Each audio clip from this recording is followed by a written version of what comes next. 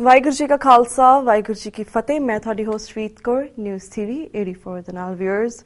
ਸ਼੍ਰੋਮਣੀ ਅਕਾਲੀ ਦਲ ਅੰਮ੍ਰਿਤਸਰ ਅਤੇ ਸਰਬੱਤ ਖਾਲਸਾ ਨਾਲ ਰਿਲੇਟਡ ਜਥੇਬੰਦੀਆਂ ਦੇ ਆਗੂਆਂ ਨੂੰ ਝੂਠੇ ਕੇਸਾਂ ਵਿੱਚ ਘੇਰਨ ਅਤੇ ਪਰੇਸ਼ਾਨ ਕਰਨ ਦੀਆਂ ਸਾਜ਼ਿਸ਼ਾਂ ਅਜੇ ਵੀ ਜਾਰੀ ਹਨ, ਜਿਸ ਸੰਬੰਧੀ ਅਸੀਂ ਟਾਈਮ ਟੂ ਟਾਈਮ ਵੱਖ-ਵੱਖ ਸ਼ਖਸੀਅਤਾਂ ਨਾਲ ਗੱਲਬਾਤ ਕਰਦੇ ਰਹਿੰਦੇ ਹਾਂ। ਅਸੀਂ ਸਭ ਜਾਣੂ ਹੀ ਹਾਂ ਕਿ ਕਿਵੇਂ ਪੰਜਾਬ ਦੀ ਬਾਦਲ ਅਤੇ ਬੀਜੇਪੀ ਸਰਕਾਰ ਸਿੱਖ ਕੌਮ ਦੇ ਨਾਲ ਜਾਤੀ ਅਤੇ ਬੇਇਨਸਾਫੀ ਕਰ ਰਹੀ ਹੈ। ਸਿੱਖਾਂ ਨਾਲ ਰਿਲੇਟਡ ਹਰ ਮਸਲੇ ਤੇ ਬਾਦਲ ਸਰਕਾਰ ਨੇ ਚੁੱਪ ਧਾਰੀ ਹੋਈ ਹੈ।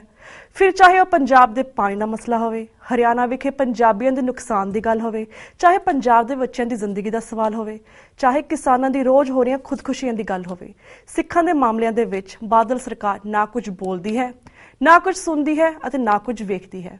ਪਰ ਕੀ ਇਹਨਾਂ ਜਾਤੀਆਂ ਦਾ ਜਾਂ ਇਹਨਾਂ ਘਟਨਾਵਾਂ ਦਾ ਸਰਬੱਤ ਖਾਲਸਾ ਜਿਹੜਾ ਕਿ ਅਪ੍ਰੈਲ ਦੇ ਮਹੀਨੇ ਦਮਦਮਾ ਸਾਹਿਬ ਵਿਖੇ ਮਨਾਇਆ ਜਾ ਰਿਹਾ ਸੀ, ਕੀ ਉਸ ਤੇ ਅਸਰ ਪਵੇਗਾ? ਇਸ ਸੰਬੰਧੀ ਅੱਜ ਅਸੀਂ ਗੱਲਬਾਤ ਕਰਨ ਜਾ ਰਹੇ ਹਾਂ ਸ਼੍ਰੋਮਣੀ ਅਕਾਲੀ ਦਲ ਅੰਮ੍ਰਿਤਸਰ ਦੇ ਜਨਰਲ ਸਕੱਤਰ ਪ੍ਰੋਫੈਸਰ ਮਹਿੰਦਰਪਾਲ ਸਿੰਘ ਨਾਲ, ਜਿਹੜੇ ਕਿ ਪਿਛਲੇ ਦਿਨੀ ਸਿੱਖ ਕੌਮ ਵੱਲੋਂ ਨਿਯੁਕਤ ਕੀਤੇ ਗਏ ਜਥੇਦਾਰ ਜਗਤਾਰ ਸਿੰਘ ਹਵਾਰਾ ਜੀ ਨੂੰ ਤਿਹਾੜ ਜੇਲ੍ਹ ਦੇ ਵਿੱਚ ਮਿਲਣ ਗਏ ਸੀ। ਅੱਜ ਅਸੀਂ ਇਹਨਾਂ ਦੇ ਨਾਲ ਸਰਬੱਤ ਖਾਲਸਾ ਸੰਬੰਧੀ ਅਤੇ ਹੋਰ ਰਿਲੇਟਡ ਮੁੱਦਿਆਂ ਤੇ ਗੱਲਬਾਤ ਕਰਾਂਗੇ, ਜਿਹੜੇ ਕਿ ਇਸ ਵੇਲੇ ਪਟਿਆਲਾ ਤੋਂ ਸਾਡੇ ਨਾਲ ਫੋਨ ਲਾਈਨ ਤੇ ਜੁੜ ਚੁੱਕੇ ਨੇ।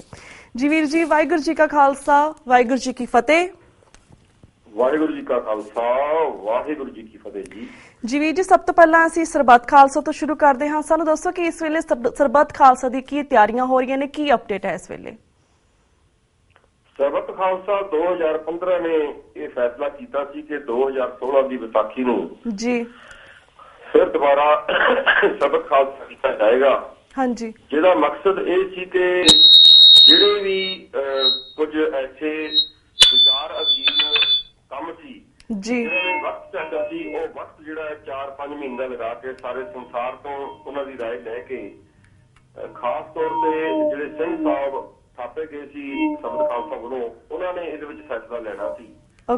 ਪਰ ਜਿਵੇਂ ਕਿ ਹਾਲਾਤ ਦੱਸ ਰਹੇ ਨੇ ਕਿ ਜਿਸ ਦਿਨ ਸਰਬੱਤ ਖਾਲਸਾ 10 ਨਵੰਬਰ ਨੂੰ ਹੋਇਆ ਜੀ, ਉਸ ਤੋਂ ਅਗਲੇ ਦਿਨ ਤੋਂ ਹੀ ਸਾਰੇ ਸਿੰਘ ਸਾਹਿਬ ਤੇ ਪ੍ਰਬੰਧਕ ਕਮੇਟੀ ਦੇ ਮੈਂਬਰ ਜਿਹੜੇ ਨੇ ਉਹ ਜੇਲ੍ਹਾਂ 'ਚ ਬੰਦ ਕਰਦੇ ਗਏ ਨੇ ਜੀ। ਤੇ ਮੀਡੀਆ ਰਾਹੀਂ ਬਹੁਤ ਸਪਸ਼ਟ ਹੋ ਗਿਆ ਕਿ ਸਰਕਾਰ ਦੀ ਨੀਤ ਇੰਨੀ ਮਾੜੀ ਹੈ ਹਾਂਜੀ ਕਿ ਇੱਕ ਪਾਸੇ ਤਾਂ ਉਹ ਜ਼ਮਾਨਤਾਂ ਨਾ ਲੈਣ ਦੀ ਪ੍ਰਕਿਰਿਆ ਦੇ ਵਿੱਚ ਗੈਰ ਕਾਨੂੰਨੀ ਜ਼ੋਰ ਲਾ ਰਹੇ ਨੇ ਜੀ, ਦੂਸਰੇ ਪਾਸੇ ਉਹ ਜਿਹੜਾ ਨੂੰ ਜ਼ਮਾਨਤ ਮਿਲ ਵੀ ਜਾਂਦੀ ਹੈ ਉਹਨਾਂ ਤੇ ਵੀ ਛੋਟੇ ਜਾਂ ਵੱਡੇ ਨਵੇਂ ਕੇਸ ਪਾ ਕੇ ਅੰਦਰ ਰੱਖਣ ਦੀ ਪ੍ਰਕਿਰਿਆ ਦੇ ਵਿੱਚ ਲੱਗੀ ਹੋਈ ਹੈ ਪੰਜਾਬ ਸਰਕਾਰ ਜੀ। ਬਿਲਕੁਲ, ਇਸ ਫੀਲਡ ਦੇ ਵਿੱਚ ਉਹ ਪਹਿਲੀ ਵਾਰ ਹੋਇਆ ਕਿ ਕਿਸੇ ਨੂੰ ਜ਼ਮਾਨਤ ਤੋਂ ਰੋਕਣ ਦੇ ਲਈ ਪੰਜਾਬ ਸਰਕਾਰ ਸੁਪਰੀਮ ਕੋਰਟ 'ਚ ਵੀ ਗਈ ਹੈ ਜੀ। ਬੇਸ਼ੱਕ ਉਹਨਾਂ ਦੀ ਅਰਜ਼ੀ 4 ਤਰੀਕ ਨੂੰ ਐਂਟਰਟੇਨ ਨਹੀਂ ਹੋਈ, ਪਰ ਉਹਨਾਂ ਨੇ ਬੇਨਤੀ ਕਰਕੇ ਸੁਪਰੀਮ ਕੋਰਟ ਦੇ ਰਜਿਸਟਰਾਰ ਤੋਂ 3-4 ਦਿਨ ਦਾ ਟਾਈਮ ਲਿਆ ਕਿ ਸਾਨੂੰ ਦੁਬਾਰਾ ਅਰਜ਼ੀ ਦੇ ਵਿੱਚ ਸੋਧ ਕਰਨ ਦਾ ਟਾਈਮ ਦਿੱਤਾ ਜਾਵੇ, ਜੋ ਉਹਨਾਂ ਨੂੰ ਮਿਲਿਆ ਜੀ। ਮੇਰਾ ਇਹ ਸਾਰੇ ਦੱਸਣ ਦਾ ਮਤਲਬ ਇਹ ਹੈ ਕਿ ਜਿਹੜਾ ਕੰਮ ਕਰਨ ਦੀ ਕੈਪੈਸਿਟੀ ਜਾਂ ਕੰਮ ਕਰਨ ਦੀ ਅਥਾਰਟੀ ਵਾਲੇ ਸ਼ਖਸੀਅਤਾਂ ਸਨ, ਉਹਨਾਂ ਨੂੰ ਸਰਕਾਰ ਇੱਕ ਜ਼ਬਰ ਦੇ ਤਹਿਤ ਗੈਰ ਕਾਨੂੰਨੀ ਤੇ ਗੈਰ ਇਖਲਾਕੀ ਤੌਰ ਤੇ ਅੰਦਰ ਰੱਖ ਰਹੀ ਹੈ। ਇਸ ਲਈ ਮੈਂ ਭਾਈ ਜਗਤਾਰ ਸਿੰਘ ਜੀ ਹਵਾਰਾ ਕੋਲ 4 ਤਰੀਕ ਨੂੰ ਮੁਲਾਕਾਤ ਦੇ ਲਈ ਗਿਆ ਸੀ ਜੀ, ਤੇ ਵਾਹਿਗੁਰੂ ਦੀ ਕਿਰਪਾ ਨਾਲ ਮੇਰੀ 1.5 ਘੰਟਾ ਗੰਭੀਰ ਮਸਲਿਆਂ ਦੇ ਉੱਤੇ ਗੱਲਬਾਤ ਹੋਈ ਹੈ। ਤੇ ਜਿਹੜੇ ਪੰਜਾਬ ਵਿਚਲੇ ਸਿੰਘ ਸਾਹਿਬ ਨੇ ਜ਼ਿਲ੍ਹੇ 'ਚ ਬੰਦ, ਉਹਨਾਂ ਨਾਲ ਵੀ ਮੈਂ ਟਾਈਮ ਟੂ ਟਾਈਮ ਕਿਸੇ ਨਾ ਕਿਸੇ ਰੂਪ 'ਚ ਮਿਲਦਾ ਰਹਿਣਾ ਜੀ। ਸੋ ਜੋ ਹੁਣ ਤੱਕ ਦੀ ਸਥਿਤੀ ਸਾਹਮਣੇ ਆਈ ਹੈ, ਉਹ 13 ਤਰੀਕ ਨੂੰ ਇੱਕ ਪ੍ਰੈਸ ਕਾਨਫਰੰਸ ਬਾਰੇ ਰਾਏ ਦਿੱਤੀ ਹੈ ਜਗਤਾਰ ਸਿੰਘ ਜੀ ਹਵਾਰਾ ਸਾਹਿਬ ਨੇ। ਉਹਦੇ ਵਿੱਚ ਕੁਝ ਸਪਸ਼ਟ ਕਰਾਂਗੇ, ਉਸ ਤੋਂ ਪਹਿਲਾਂ ਮੀਟਿੰਗਸ ਹੋਣਗੀਆਂ ਤੇ ਫਾਈਨਲੀ ਜਿਹੜਾ ਹੈ ਉਹ ਪ੍ਰੈਸ ਕਾਨਫਰੰਸ ਹੀ ਦੱਸ ਸਕਦੀ ਹੈ ਕਿ ਰਾਏ ਕੀ ਬਣੀ ਹੈ, ਸਾਰੇ ਸਿੰਘ ਸਾਹਿਬ ਦਾ ਕੀ ਹੁਕਮ ਹੈ ਤੇ ਉਹਦੇ ਮੁਤਾਬਕ ਜਿਹੜਾ ਹੈ ਅੱਗੇ ਚਲਾ ਜਾਏਗਾ। ਵਰਕ ਜਿਹੜਾ ਹੈ ਇਹਦੇ 'ਚ ਕੋਈ ਦੋ ਰਾਵਾਂ ਨਹੀਂ ਹਨ ਕਿ ਵਰਕ ਜਿਹੜਾ ਹੈ ਉਹ ਸਾਡੀ ਆਸ ਮੁਤਾਬਕ ਨਹੀਂ ਹੋ ਸਕਿਆ ਇਹ 4 ਮਹੀਨੇ ਸਰਕਾਰੀ ਜ਼ਬਰ ਕਰਕੇ ਜੀ। ਵੀਰ ਜੀ, ਤੇ ਵੀਰ ਜੀ ਤੁਸੀਂ ਗੱਲ ਕੀਤੀ ਹੈ ਕਿ ਤੁਸੀਂ ਤਿਹਾੜ ਜੇਲ੍ਹ ਦੇ ਵਿੱਚ ਜਥੇਦਾਰ ਜਗਤਾਰ ਸਿੰਘ ਹਵਾਰਾ ਨੂੰ ਮਿਲਣਗੇ, ਸਾਨੂੰ ਦੱਸੋ ਕਿ ਉਹਨਾਂ ਦੀ ਇਸ ਵੇਲੇ ਸਿਹਤ ਕਿਵੇਂ ਹੈ ਤੇ ਸਿੱਖ ਕੌਮ ਨੂੰ ਕੀ ਉਹਨਾਂ ਨੇ ਕੋਈ ਸੁਨੇਹਾ ਦਿੱਤਾ ਹੈ? ਸਿਹਤ ਉਹਨਾਂ ਦੀ ਠੀਕ ਹੈ, ਜਿਹੜਾ ਉਹਨਾਂ ਦਾ ਰੀੜ੍ਹ ਦੀ ਹੱਡੀ ਦਾ ਦਰਦ ਹੈ ਉਹ ਕੰਟੀਨਿਊ ਹੈ, ਉਹਦੇ ਮੁਤਾਬਕ ਉਹਨਾਂ ਨੂੰ ਮੈਡੀਕਲ ਫੈਸਿਲਿਟੀ ਨਹੀਂ ਮਿਲਦੀ ਜੀ, ਪਰ ਉਹ ਬਹੁਤ ਚੜ੍ਹਦੀ ਕਲਾ 'ਚ ਨੇ ਤੇ ਸਾਰੀ ਕੌਮ ਨੂੰ ਫਤਿਹ ਬੁਲਾ ਕੇ ਧੰਨਵਾਦ ਕਰਦੇ ਨੇ ਕਿ ਉਹਨਾਂ ਨੇ ਮੈਨੂੰ ਇਸ ਕਾਬਲ ਸਮਝਿਆ ਕਿ ਮੈਂ ਸਿੱਖ ਕੌਮ ਦੇ ਮਹਾਨ ਤਖਤ ਦੀ ਸੇਵਾ ਕਰ ਸਕਾਂ ਜੀ। ਤੇ ਉਹਨਾਂ ਦੀ ਇੱਛਾ ਇਹੀ ਹੈ ਕਿ ਅੱਜ ਮੈਨੂੰ ਜਦੋਂ ਵੀ ਮੈਂ ਆਪਣੇ ਤਿਹਾੜ ਜੇਲ੍ਹ ਦੇ ਵਿੱਚ ਬੈਠਾ ਹੁੰਨਾ दिन रात ਜਦੋਂ ਵੀ ਮੈਨੂੰ ਯਾਦ ਆਉਂਦੀ ਹੈ ਤਾਂ ਮੈਨੂੰ ਇਹ ਲੱਗਦਾ ਕਿ ਸਾਰੇ ਸੰਸਾਰ ਦਾ ਸਿੱਖ ਜੀ ਮੇਰੇ ਵੱਲ ਨੂੰ ਅੱਖਾਂ ਚੁੱਕ ਕੇ ਦੇਖ ਰਿਹਾ ਹੈ ਜੀ। ਉਹਨਾਂ ਦੀਆਂ ਬਹੁਤ ਆਸਾਂ ਨੇ ਕਿ ਸਿੱਖਾਂ ਦਾ ਭਵਿੱਖ ਕੀ ਹੋਊਗਾ, ਸਿੱਖਾਂ ਦਾ ਪ੍ਰੈਜ਼ੈਂਟ ਕਿੱਧਰ ਨੂੰ ਜਾ ਰਿਹਾ ਹੈ। ਸੋ ਉਹ ਕਹਿੰਦੇ ਮੇਰੀ ਇੱਛਾ ਇਹ ਹੈ ਕਿ ਜਿੰਨੀਆਂ ਆਸਾਂ ਮੇਰੇ ਤੇ ਸਿੱਖ ਜਗਤ ਕਰਦਾ ਹੈ ਮੈਂ ਉਹਨਾਂ ਚੋਂ ਕੋਸ਼ਿਸ਼ ਕਰਕੇ ਕਿਸੇ ਨਾ ਕਿਸੇ ਰੂਪ 'ਚ ਵੱਧ ਤੋਂ ਵੱਧ ਉਹਨਾਂ ਤੇ ਪੂਰਾ ਉਤਰ ਸਕਾਂ। ਇਹ ਜਿਹਾ ਉਹਨਾਂ ਨੇ ਸੁਨੇਹਾ ਮੈਨੂੰ ਕੌਮ ਦੇ ਵਾਸਤੇ ਦਿੱਤਾ ਸੀ ਜੋ ਆਪ ਜੀ ਦੇ ਟੀਵੀ ਮਾਧਿਅਮ ਰਾਹੀਂ ਮੈਂ ਸੰਸਾਰ ਤੇ ਸਿੱਖਾਂ ਨੂੰ ਤੇ ਸਾਰੇ ਮਨੁੱਖਾਂ ਨੂੰ ਦੇਣਾ ਚਾਹੁੰਦਾ। ਓਕੇ ਹੋ ਜੀ। ਤੇ ਵੀਰ ਜੀ ਜਿਸ ਤਰ੍ਹਾਂ ਤੁਸੀਂ ਇਹਨਾਂ ਨਾਲ ਮੀਟਿੰਗ ਕੀਤੀ, ਗੱਲਬਾਤ ਕੀਤੀ, ਤੁਸੀਂ ਕਿਹਾ ਗੰਭੀਰ ਇਸ਼ੂਆਂ ਗੰਭੀਰ ਮਸਲਿਆਂ ਤੇ ਗੱਲਬਾਤ ਕੀਤੀ ਹੈ, ਹੋਰ ਕਿਹੜੇ ਕਿਹੜੇ ਮੁੱਦਿਆਂ ਤੇ ਤੁਸੀਂ ਇਹਨਾਂ ਦੇ ਨਾਲ ਗੱਲਬਾਤ ਕੀਤੀ, ਅਗਰ ਤੁਸੀਂ ਸ਼ੇਅਰ ਕਰ ਸਕੋ ਤਾਂ? ਮੁੱਖ ਤੌਰ ਤੇ ਮੇਰੀ ਗੱਲ ਸਰਬੱਤ ਖਾਲਸਾ ਦੇ ਮਾਮਲੇ 'ਚ ਹੀ ਹੋਈ ਹੈ। ਓਕੇ। ਤੇ ਪਿਛਲੇ ਸਰਬੱਤ ਖਾਲਸਾ ਤੋਂ ਬਾਅਦ ਉਪਜੇ ਹਾਲਾਤ ਦੇ ਉੱਪਰ ਦੁੱਖ ਪ੍ਰਗਟ ਕੀਤਾ ਹੈ ਕਿ ਜਿਹੜਾ ਸਿੰਘ ਸਾਹਿਬ ਨੂੰ ਗ੍ਰਿਫਤਾਰ ਕੀਤਾ ਗਿਆ ਪੰਜਾਬ ਦੇ ਵਿੱਚ ਜੀ ਉਹ ਬਹੁਤ ਮਤਲਬ ਕਿ ਦੁੱਖ ਭਰੀ ਗੱਲ ਹੈ। ਤੇ ਸਿੱਖਾਂ ਨੂੰ ਉਹਨਾਂ ਨੇ ਬੇਨਤੀ ਕੀਤੀ ਹੈ ਉਚੇਚੇ ਤੌਰ ਤੇ ਗੁਰੂ ਗ੍ਰੰਥ ਸਾਹਿਬ ਜੀ ਦੀ ਬੇਅਦਬੀ ਨੂੰ ਉਹਨਾਂ ਨੇ ਮੈਨੂੰ ਕਿਹਾ ਕਿ ਲੋਕਾਂ ਨੂੰ ਕਹੋ ਭੁੱਲਿਓ ਨਾ।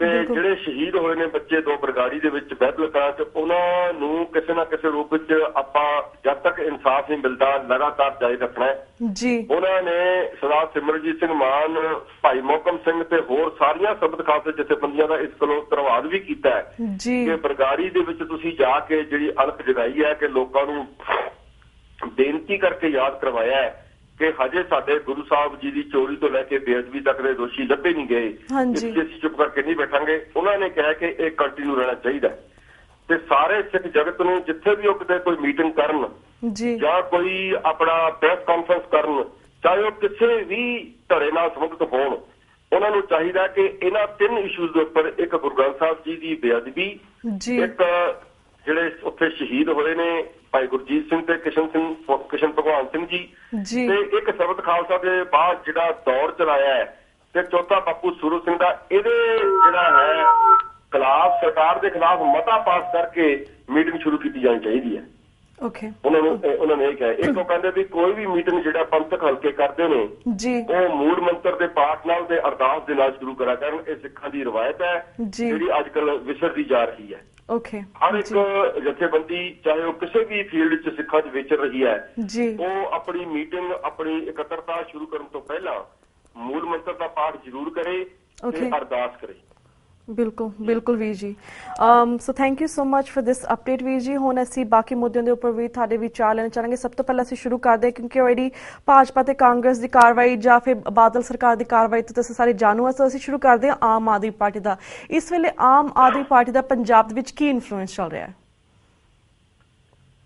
ਇਹਦੇ ਵਿੱਚ ਕੋਈ ਦੋ ਰਾਵਾਂ ਨਹੀਂ ਹਨ ਕਿ ਉਹ ਬਿਹਤਰ ਕਾਰਗੁਜ਼ਾਰੀ ਕਰ ਰਹੇ ਨੇ ਜੋ ਮੀਡੀਆ ਰਾਹੀਂ ਜਾਂ ਪਿੰਡਾਂ 'ਚ ਜਾਂ ਸ਼ਹਿਰਾਂ ਦੇ ਵਿੱਚ ਜੋ ਉਹਨਾਂ ਦੀ ਐਕਟੀਵਿਟੀਜ਼ ਤੋਂ ਲੱਗਦਾ ਹੈ। ਹਾਂਜੀ। ਪਰ ਮੇਰਾ ਵਿਊ ਇਹਦੇ 'ਚ ਇਹ ਹੈ ਕਿ ਹਰ ਇੱਕ ਦਾ ਹੱਕ ਬਣਦਾ ਹੈ ਉਹ ਲੋਕਾਂ 'ਚ ਆਉਣ। ਪੰਜਾਬ ਦੇ ਲੋਕਾਂ ਦਾ ਸੁਭਾਅ ਹੈ ਕਿ ਉਹ ਨਵੇਂ ਬੰਦੇ ਵੱਲ ਨੂੰ ਜ਼ਿਆਦਾ ਅਟਰੈਕਟ ਹੋ ਜਾਂਦੇ ਨੇ ਐਨਾਲਾਈਜ਼ ਕਰਨ ਤੋਂ ਬਿਨਾਂ। ਜੇ ਆਮ ਆਦਮੀ ਪਾਰਟੀ ਵਾਲੇ ਉਹਨਾਂ ਨੂੰ ਵਿਸ਼ਵਾਸ ਦਿਵਾਉਂਦੇ ਨੇ ਤਾਂ ਕੁਝ ਧਿਰਾਂ ਐਸੀਆਂ ਵੀ ਹਨ ਪੰਜਾਬ ਦੇ ਵਿੱਚ ਜਿਹੜੀਆਂ ਲਗਾਤਾਰ ਆਪਣੀ ਕ੍ਰੈਡੀਬਿਲਿਟੀ ਦੇ ਉੱਤੇ ਸੰਘਰਸ਼ ਕਰ ਰਹੀਆਂ ਨੇ।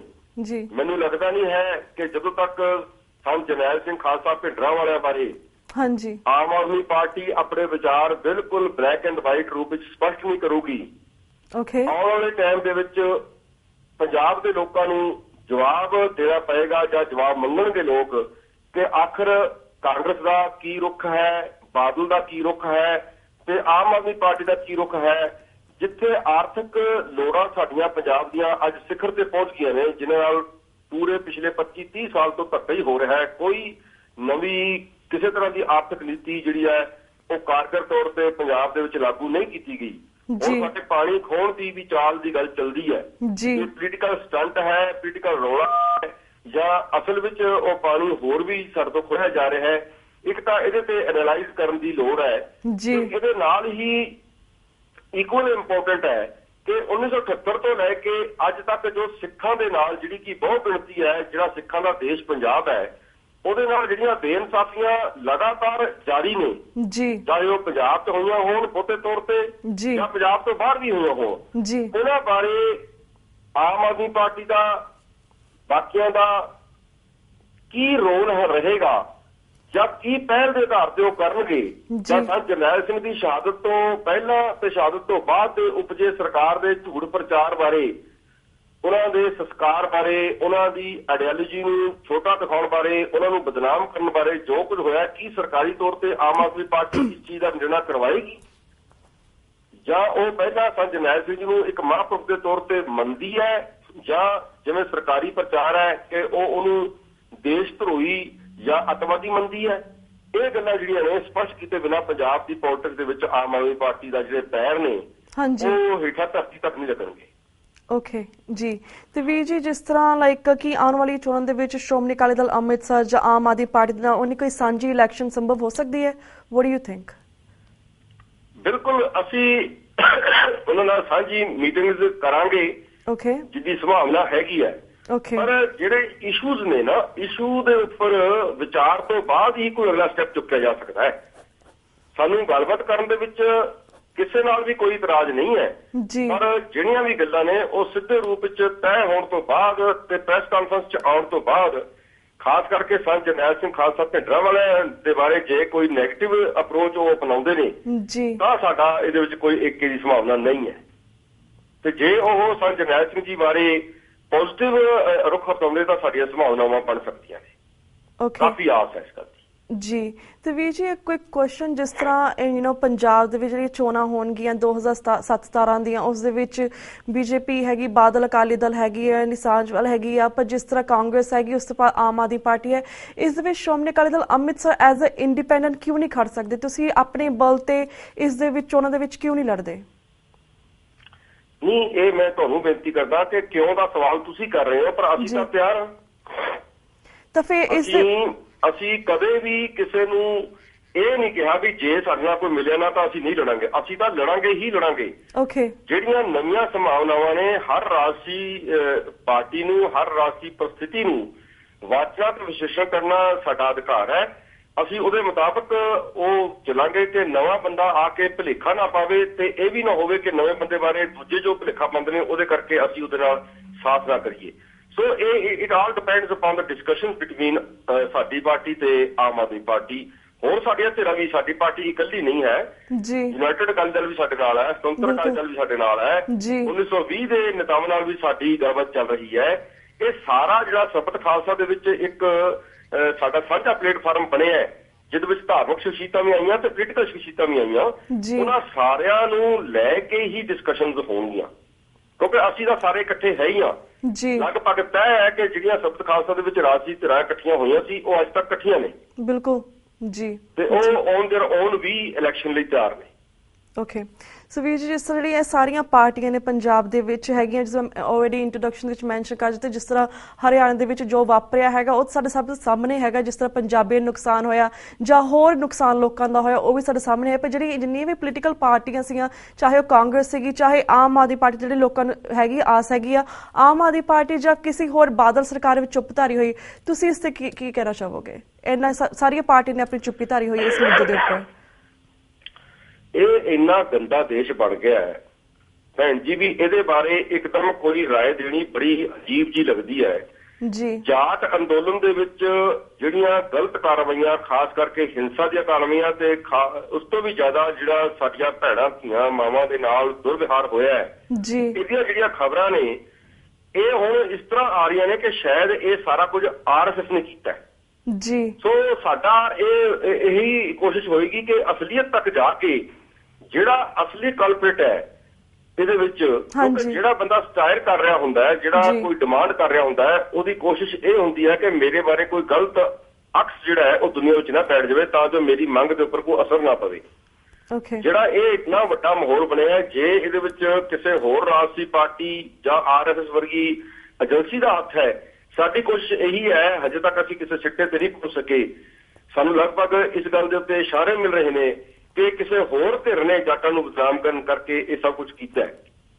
ਸੋ ਸਾਡਾ ਇਹੀ ਕੋਸ਼ਿਸ਼ ਰਹੇਗੀ ਕਿ ਜਿਵੇਂ ਸਿੱਖਾਂ ਦੇ ਬਾਰੇ ਭੁਲੇਖੇ ਪਾਏ ਜਾ ਰਹੇ ਨੇ ਅੱਜ ਤੱਕ, ਉਸ ਤਰ੍ਹਾਂ ਜੇ ਜਾਟਾਂ ਬਾਰੇ ਵੀ ਭੁਲੇਖੇ ਪਾਏ ਜਾਣ, ਉਹਨਾਂ ਦੀ ਮੰਗ ਜਾਇਜ਼ ਹੈ ਜਾਂ ਨਹੀਂ ਹੈ, ਇਹ ਅੱਡ ਇਸ਼ੂ ਹੈ। ਇਹਦੇ ਵਿੱਚ ਵਿਚਾਰ ਕੀਤੀ ਜਾਣੀ ਚਾਹੀਦੀ ਹੈ। ਪਰ ਜਿਹੜਾ ਉਹਨਾਂ ਦੇ ਨਾਮ ਤੇ ਇੰਨਾ ਜ਼ਿਆਦਾ ਜਿਹਨੂੰ ਕਹਿੰਦੇ ਨੇ ਵੀ ਵਾਇਲੈਂਸ ਹੋਈ ਹੈ, ਨੁਕਸਾਨ ਹੋਇਆ ਹੈ, ਜਾਂ ਕਿਸੇ ਭਾਈਚਾਰੇ ਨੂੰ, ਹਿੰਦੂ ਪੰਜਾਬੀ ਭਾਈਚਾਰੇ ਨਾਲ ਧੱਕਾ ਹੋਇਆ ਹੈ। ਇਹ ਸਾਰਾ ਕੁਝ ਜਿਹੜਾ ਹੈ ਇਹਦੇ ਬਾਰੇ ਅਸੀਂ ਇਹ ਕਹੇ ਇਹ ਗਲਤ ਹੋਇਆ ਤੇ ਇਹਦੇ ਪਿਛੋਕੜ ਤੇ ਤਹਿ ਤੱਕ ਜਦ ਤੱਕ ਨਹੀਂ ਜਾਵਾਂਗੇ ਤਾਂ ਜਿਵੇਂ ਹੁਣ ਮੈਂ ਪਿਛਲੇ ਉਦਾਹਰਨ ਦੇ ਸਕਦਾ, ਨਿਰਭਇਆ ਬੇਟੀ ਸਾਡੀ ਨਾਲ ਇੱਕ ਖਰਾਬੀ ਹੋਈ, ਬਲਾਤਕਾਰ ਹੋਇਆ, ਉਹਦਾ ਕਤਲ ਮਰ ਗਈ ਵਿਚਾਰੀ, ਉਹਦਾ ਸਾਰੇ ਇੰਡੀਆ ਦੇ ਵਿੱਚ ਹੋਇਆ, ਪਰ ਇਹਦੀ ਜੜ ਰੂਪ 84 ਸੀ। ਜੇ 84 ਦੇ ਵਿੱਚ ਕਲਪਿਟਸ ਨੂੰ ਸਾਡੀਆਂ ਧੀਆਂ ਭੈਣਾਂ ਜਿਹੜੀਆਂ ਪਹਿਲਾਂ ਨਿਰਭਇਆ ਤੋਂ ਪਹਿਲਾਂ ਜਿਨ੍ਹਾਂ ਨਾਲ ਧੱਕਾ ਹੋਇਆ ਜੇ ਉਹਦੀ ਤਹਿ ਤੱਕ ਜਾਇਆ ਜਾਂਦਾ ਤਾਂ ਕਿਸੇ ਦਾ ਹੀਆ ਨਹੀਂ ਪੈਣਾ ਸੀ ਨਿਰਭਇਆ ਤੇ। ਇਸੇ ਲਈ ਜੇ ਅੱਜ ਜਾਟ ਅੰਦੋਲਨ ਦੇ ਵਿੱਚ ਜਿਹੜੀ ਹਿੰਸਾ ਹੋਈ ਹੈ, ਜੇ ਇਹਦੀ ਤਹਿ ਤੱਕ ਨਾ ਜਾਇਆ ਗਿਆ ਤਾਂ ਇਹ ਜਿਹੀਆਂ ਘਟਨਾਵਾਂ ਫਿਰ ਵਾਪਰਦੀਆਂ ਰਹਿਣੀਆਂ। ਕੋਈ ਹੋਰ ਆ ਕੇ ਬਦਨਾਮ ਕਰਨ ਦੀ ਕੋਸ਼ਿਸ਼ ਕਰੂਗਾ, ਕਿਉਂਕਿ ਇਹ ਸਥਾਨਕ ਲੋਕਾਂ ਨਾਲ ਮੈਂ ਮਿਲਿਆ ਕੁਝ ਕੁ ਨਾਲ, ਉਹ ਕਹਿੰਦੇ ਵੀ ਜਿਹੜੇ ਹਜੂਮ ਆਉਂਦੇ ਸੀ ਜੀਪਾਂ 'ਚ ਬੈਠ ਕੇ ਉਹਨਾਂ ਨੂੰ ਅਸੀਂ ਪਹਿਚਾਣਦੇ ਨਹੀਂ ਸੀ ਲੋਕਲ ਲੋਕ।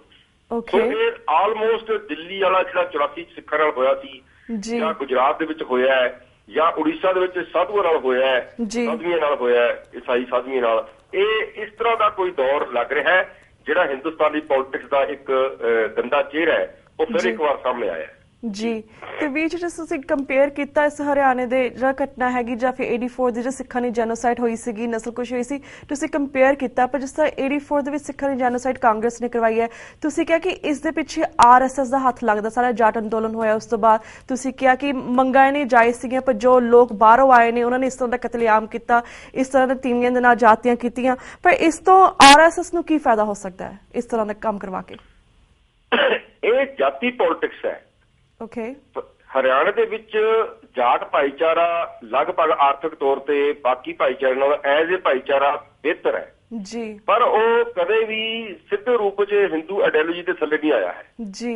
ਸੋ ਉਹਨਾਂ ਨੇ ਇਹਨਾਂ ਨੂੰ ਬਦਨਾਮ ਕਰਨ ਦੇ ਕਰਕੇ ਹੋ ਸਕਦਾ ਹੈ ਇਹ ਸਾਰਾ ਕੁਝ ਕਰਵਾਇਆ ਹੋਵੇ। ਇਹ ਇੱਕ ਮੌਕਾ ਸੀ ਉਹਨਾਂ ਕੋਲ ਕਿ ਇਹਨਾਂ ਨੂੰ ਬਦਨਾਮ ਕੀਤਾ ਜਾਵੇ, ਕਿਉਂਕਿ ਪਿਛਲੀ ਇਲੈਕਸ਼ਨ ਦਾ ਡਾਟਾ ਦੱਸਦਾ ਹੈ ਕਿ ਜਾਟਾਂ ਤੋਂ ਦੂਜੇ ਜਿਹੜੇ ਭਾਈਚਾਰੇ ਨੇ ਉਹਨਾਂ ਨੂੰ ਕਿਸੇ ਨਾ ਕਿਸੇ ਤਰੀਕੇ ਬੀਜੇਪੀ ਨੇ ਆਪਣੇ ਨਾਲ ਲਾਇਆ ਤੇ ਉਹਨਾਂ ਦੀ ਭਵਿੱਖ ਦੇ ਵਿੱਚ ਰਾਜਸੀ ਲੋੜ ਹੈ ਕਿ ਉਹ ਜਾਟਾਂ ਨੂੰ ਬਦਨਾਮ ਕਰਕੇ ਰੱਖਣ ਤਾਂ ਜੋ ਉਹਨਾਂ ਦੀ ਜਿਹੜੀ ਪੋਲਿਟਿਕਸ ਹੈ ਉਹਦੇ ਸਿਰ ਤੇ ਜਿਹੜਾ ਆਪਣਾ ਹਰਿਆਣੇ ਦੇ ਵਿੱਚ ਇੱਕ ਇਮੇਜ ਬਣਾ ਸਕਣ। ਜਿਵੇਂ ਕਿ ਤੁਸੀਂ ਦੇਖਿਆ ਹੋਊਗਾ ਸਰਕਾਰੀ ਤੌਰ ਤੇ ਪਹਿਲੀ ਵਾਰ ਬਣਦੇ ਸਾਰ ਹੀ ਖੱਟੜ ਗਵਰਨਮੈਂਟ ਨੇ ਇਹ ਐਲਾਨ ਕਰ ਦਿੱਤਾ ਕਿ ਇੱਥੇ ਗੀਤਾ ਪੜ੍ਹਾਈ ਜਾਏਗੀ। ਗੀਤਾ ਕੋਈ ਮਾੜਾ ਗ੍ਰੰਥ ਨਹੀਂ ਹੈ, ਪਰ ਕਿਸੇ ਪਾਰਟੀਕੂਲਰ ਭਾਈਚਾਰੇ ਨੂੰ ਪ੍ਰਮੋਟ ਕਰਨਾ ਇਹ ਮਾੜੀ ਗੱਲ ਹੈ ਸਰਕਾਰੀ ਤੌਰ ਤੇ। ਸੋ ਇਸ ਤਰ੍ਹਾਂ ਦੇ ਕਈ ਦੂਜੀਆਂ ਨੀਤੀਆਂ ਨੇ ਜਿਨ੍ਹਾਂ ਕਰਕੇ RSS ਨੇ ਇਸ ਤਰ੍ਹਾਂ ਦਾ ਕੀਤਾ ਹੋਣ ਦਾ ਸ਼ੱਕ ਹੈ। ਓਕੇ ਵੀਰ ਜੀ, ਤੇ ਵੀਰ ਜੀ ਇਹ ਤਾਂ ਇੱਕ ਘਟਨਾ ਸੀ। ਹੁਣ ਅਸੀਂ ਸ਼ੁਰੂ ਕਰਦੇ ਪੰਜਾਬ ਦੇ ਵਿੱਚ ਜਿਹੜੀ ਪ੍ਰੋਬਲਮ ਇਸ ਵੇਲੇ ਅਸੀਂ ਫੇਸ ਕਰ ਰਹੇ ਹਾਂ ਜਾਂ ਪਿਛਲੇ ਕੁਝ ਟਾਈਮ ਤੋਂ ਫੇਸ ਕਰ ਰਹੇ ਸੀ, ਉਹ ਪੰਜਾਬ ਦੇ ਪਾਣੀ ਦੀ ਗੱਲ ਸੀਗੀ। SYL ਸਤਲੁਜ ਜਿਹੜਾ ਜਮੁਨਾ ਦਾ ਲਿੰਕਿੰਗ ਸ਼ੁਰੂ ਹੋ ਗਈ ਹੈ ਉਸ ਦੇ ਉੱਪਰ ਗੱਲਬਾਤ ਸੀਗੀ। ਪਰ ਜਿਸ ਤਰ੍ਹਾਂ ਬਾਦਲ ਸਰਕਾਰ ਨੇ ਪਹਿਲਾਂ ਜਿਹੜੇ ਪਿਓ ਪੁੱਤਰ ਨੇ ਇਹ ਕਸਮਾਂ ਖਾਧੀਆਂ ਸੀ ਕਿ ਅਸੀਂ ਆਪਣਾ ਸਿਰ ਲਹਾ ਦਾਂਗੇ, ਪਰ ਪੰਜਾਬ ਦਾ ਪਾਣੀ ਨਹੀਂ, ਇੱਕ ਬੂੰਦੀ ਪਾਣੀ ਹਰਿਆਣੇ ਵੱਲ ਨੂੰ ਜਾਂ ਕਿਤੇ ਹੋਰ ਅਸੀਂ ਸ਼ੇਅਰ ਨਹੀਂ ਕਰਾਂਗੇ। ਪਰ ਹੁਣ ਜਦੋਂ ਇਹ SYL ਦਾ ਲਿੰਕਿੰਗ ਦਾ ਜਿਹੜਾ ਮਸਲਾ ਸਾਹਮਣੇ ਆਇਆ ਹੈਗਾ, ਈਵਨ ਲਾਈਕ ਸੁਪਰੀਮ ਕੋਰਟ ਨੇ ਵੀ ਇਸ ਤੇ ਐਕਸ਼ਨ ਲੈਣਾ ਸ਼ੁਰੂ ਕਰ ਦਿੱਤਾ ਹੈਗਾ। ਹੁਣ ਬਾਦਲ ਸਰਕਾਰ ਇੱਕਦਮ ਚੁੱਪ ਬੈਠੀ ਹੈ ਇਸ ਦੇ ਉੱਪਰ। ਪੰਜਾਬ ਦਾ ਪਾਣੀ ਸ਼ਾਇਦ ਟਾਈਮ ਟੂ ਟਾਈਮ ਹੁਣ ਆਉਣ ਵਾਲੇ ਸਮੇਂ ਦੇ ਵਿੱਚ ਲੁੱਟਿਆ ਜਾਵੇਗਾ। ਤੁਸੀਂ ਇਸ ਨੂੰ ਕਿਵੇਂ ਵੇਖਦੇ ਹੋ? ਦੇਖੋ, ਚੁੱਪ ਦਾ ਉਹ ਨਹੀਂ ਬੈਠੇ, ਪਰ ਉਸ ਕਾਗਜ਼ੀ ਜਿਹੜੇ ਬਿਆਨ ਅੱਜ ਵੀ ਅਖਬਾਰਾਂ 'ਚ ਆਇਆ ਬਾਦਲ ਦਿੰਦਾ ਕਿ ਇੱਕ ਬੂੰਦ ਵੀ ਨਹੀਂ ਜਾਣ ਦਿਆਂਗੇ, ਇਹੀ ਲਫ਼ਜ਼ ਅਮਰਿੰਦਰ ਸਿੰਘ ਵਰਤ ਰਹੇ ਨੇ। ਅਸਲ ਵਿੱਚ ਕੀ ਹੈ ਕਿ ਪਾਣੀ ਸਾਡਾ 1966 ਤੋਂ ਹੀ ਸੈਂਟਰ ਕੰਟਰੋਲ 'ਚ ਦੇ ਦਿੱਤਾ ਗਿਆ ਹੈ। ਬਿਲਕੁਲ ਜੀ। ਜਿਹੜੇ ਸਾਡੇ ਹੈੱਡਵਰਕਸ ਨੇ ਉਹਨਾਂ ਦਾ ਕੰਟਰੋਲ ਪੰਜਾਬ ਜਾਂ ਕਿਸੇ ਹੋਰ ਦੇ ਹੱਥ ਨਹੀਂ, ਸਿੱਧਾ ਸੈਂਟਰ ਕਰਦੀ ਹੈ ਇਹਨੂੰ ਕੰਟਰੋਲ ਜੀ। ਮੇਰਾ ਸਾਰੀ ਗੱਲ ਕਹਿਣ ਦਾ ਮਤਲਬ ਇਹ ਹੈ ਕਿ ਸਾਨੂੰ ਆਲਰੇਡੀ ਹੀ ਲੁੱਟਿਆ ਗਿਆ। ਜਿਹੜਾ ਅਮਰਿੰਦਰ ਸਿੰਘ ਜਾਂ ਬਾਦਲ ਜਿਹੜਾ ਅੱਜ ਕਹਿੰਦਾ ਕਿ ਇੱਕ ਬੂੰਦ ਨਹੀਂ ਜਾਣ ਦਿਆਂਗੇ, ਇਹ ਸਾਨੂੰ ਪਿਛਲੇ 50 ਸਾਲ ਦਾ ਇਤਿਹਾਸ ਦੱਸਣ ਕਾਂਗਰਸ ਜਾਂ BJP ਅਕਾਲੀ ਦਲ ਨੇ ਪਾਣੀਆਂ ਦੇ ਮਸਲੇ 'ਚ ਕੀ ਸਟੈਂਡ ਲਿਆ। ਬੜੇ ਲੋਕਾਂ ਨੂੰ ਇਹ ਭੁਲੇਖਾ ਹੈ ਕਿ ਅਮਰਿੰਦਰ ਸਿੰਘ ਨੇ ਇੱਕ ਆਪਣੀ ਸਰਕਾਰ ਦੇ ਸਮੇਂ ਮਤਾ ਪਾਸ ਕੀਤਾ ਸੀ ਕਿ ਇੱਕ ਵੀ ਬੂੰਦ ਪਾਣੀ ਹੋਰ ਨਹੀਂ ਜਾਣ ਦਿੱਤਾ ਜਾਏਗਾ। ਇਹ ਹੋਰ ਮੈਂ ਤਾਂ ਸਪੈਸ਼ਲੀ ਕਹਿ ਰਿਹਾ ਕਿ ਜਿਹੜਾ ਆਲਰੇਡੀ ਹੀ ਗਲਤ ਜਾ ਰਿਹਾ ਹੈ ਉਹਦੇ ਤੋਂ ਉਹਨਾਂ ਨੇ ਮੋਹਰ ਲਾ ਦਿੱਤੀ। ਅਸਲ ਵਿੱਚ ਉਹ ਵੀ ਇੱਕ ਡਾਕਾ ਮਾਰਿਆ ਗਿਆ ਸੀ। ਜਿਹੜੇ ਡਾਕੇ ਨੂੰ ਮੋਹਰ ਲਾਈ ਅਮਰਿੰਦਰ ਸਿੰਘ ਦੀ ਸਰਕਾਰ ਨੇ, ਉਹਦੇ ਨਾਲ ਬਾਦਲ ਵੀ ਸਹਿਮਤ ਸੀ। ਇਹ ਸਰਬਸੰਮਤੀ ਨਾਲ ਫੈਸਲਾ ਹੋਇਆ ਪੰਜਾਬ ਵਿਧਾਨ ਸਭਾ ਦੇ ਵਿੱਚ, ਜਿਹੜਾ ਬੜਾ ਦੁਖਦਾਇਕ ਹੈ।